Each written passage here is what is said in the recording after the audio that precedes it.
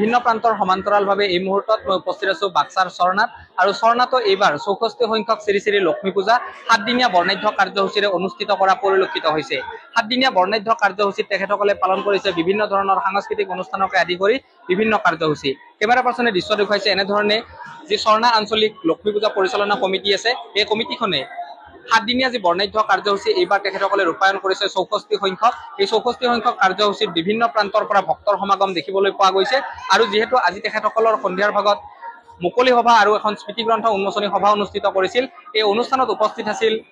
স্থানীয় এমচিএলএ মন্টু বড়োকে আদি কৰি এই অঞ্চলৰ কেইবাগৰাকীও বিশিষ্ট ব্যক্তি স্মৃতি গ্ৰন্থ উদযাপন সমিতিৰ কেইবাগৰাকীও বিষয়ববীয়া আছে তেখেতসকলৰ পৰা জানিব বিচাৰিছো 7 দিনীয়া কাৰ্যসূচী ৰূপায়ণ কৰিছিল আজি আপোনালোকৰ স্মৃতি গ্ৰন্থ কাৰ্যসূচী যি ৰূপায়ণ হৈছে কি ক'ব আচলতে স্মৃতি গ্ৰন্থৰ জৰিয়তে এই অনুষ্ঠানটো কেনেধৰণে সাফল্যমণ্ডিত হ'ব হয় নিশ্চয়কৈ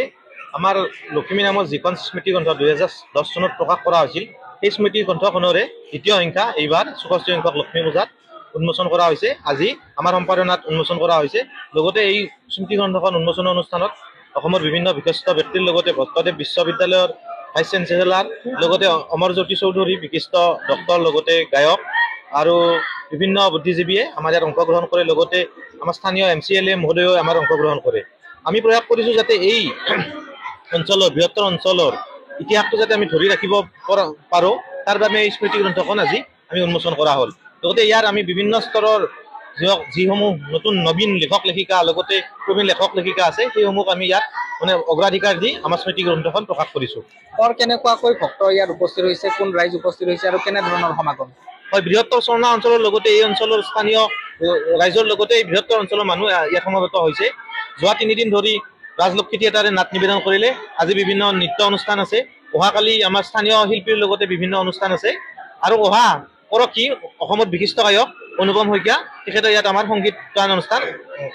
প্ৰদৰ্শন কৰিব স্থানীয় শিল্পীক আচলতে প্ৰাধান্য দিয়া হৈছে নে নাই হয় নিশ্চয়কৈ অহাকালি সেইবাবে আমি আমাৰ ইয়াৰ যিসমূহ স্থানীয় শিল্পী আছে তেওঁলোকক আমি ইয়াত অগ্ৰাধিকাৰ দি তেওঁলোকৰ কাৰণে নিজাববীয়া অনুষ্ঠান পতা হৈছে লগতে যোৱা পৰহি দিনা আমাৰ স্থানীয় শিল্পীৰ বাবে এখন লোকসংগীতৰ অনুষ্ঠান অনুষ্ঠিত হৈ গৈছে অনুষ্ঠানটি আগবঢ়োৱাৰ ক্ষেত্ৰত ৰাইজৰ কেনেধৰণৰ সহযোগিতা পাইছে বা স্থানীয় যিগৰাকী এমচিএলএ আছিল তেখেতৰ পৰা কেনেধৰণৰ সহযোগিতা হয় স্থানীয় এমচিএলএ সহযোগিতা আগবঢ়াইছে আজি আমাৰ সভাত উপস্থিত আছিল লগতে ৰাইজৰ বিপুল সঁহাৰি প্ৰত্যেক বছৰৰ দৰে এইবেলিও ৰাইজৰ হাজাৰ হাজাৰ জনতাই মানে সুন্দৰভাৱে ইয়াত অংশগ্ৰহণ কৰিছে আৰু অনুষ্ঠানটো সুন্দৰভাৱে পৰিচালিত হোৱাত সহায় সহযোগিতা আগবঢ়াইছে দ্বিতীয় সংখ্যক এইবাৰ যিহেতু স্মৃতি গ্ৰন্থ আপোনালোকে উলিয়াইলে পৰৱৰ্তী সময়ছোৱাত কেনেধৰণৰ পদক্ষেপ ল'ব আৰু স্মৃতি গ্ৰন্থক আগুৱাই নিয়াৰ ক্ষেত্ৰত কেনেধৰণৰ পদক্ষেপ ল'ব হয় নিশ্চয়কৈ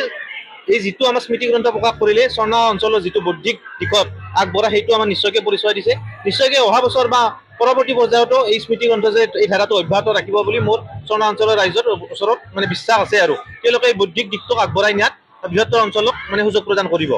স্মৃতি গ্ৰন্থ উদযাপন সমিতিৰ বিষয়ববীয়াই তেখেতসকলৰ আজি যি স্মৃতি গ্ৰন্থ উন্মোচন কাৰ্যসূচী ৰূপায়ণ কৰিছিল সেই সন্দৰ্ভৰ লগতে তেখেতসকলৰ যি 7 দিনীয়া বৰ্ণাঢ্য কাৰ্যসূচী এই কাৰ্যসূচী সন্দৰ্ভত কিছু মন্তব্য প্ৰকাশ কৰা পৰিলক্ষিত হৈছে আৰু